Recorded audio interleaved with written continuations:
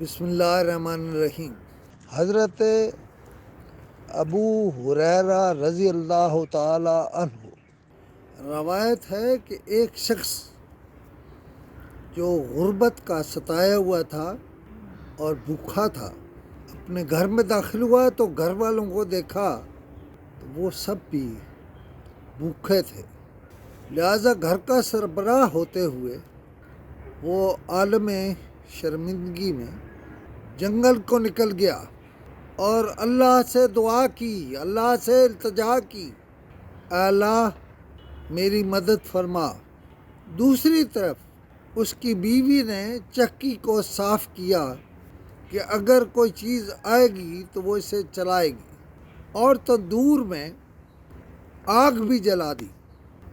ہوا یہ کہ تھوڑی دیر بعد وہ شخص واپس آیا اور پوچھا، میرے بعد تمہیں کچھ ملا؟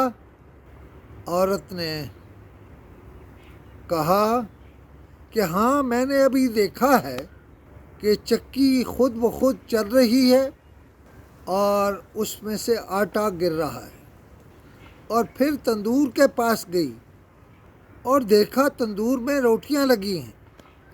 وہ شخص سمجھ گیا کہ دعا قبول ہو گئی ہے۔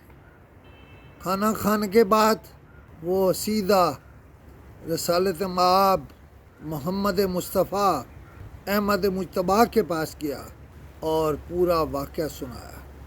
اس پر رسول اللہ نے فرمایا کہ جب تم واپس آئے تھے اور تم نے آٹا گرتے ہوئے دیکھا تھا تو تم نے چلتی ہوئی چکی کا پارٹ اٹھایا تو چکی بند ہو گئی۔ تو یہ چکی تا قیامت چلتی رہتی اور اس میں سے آٹا گرتا رہتا۔ چکی اس لیے بند ہو گئی کہ تم نے اس کا پارٹ اٹھا کے دیکھا تھا۔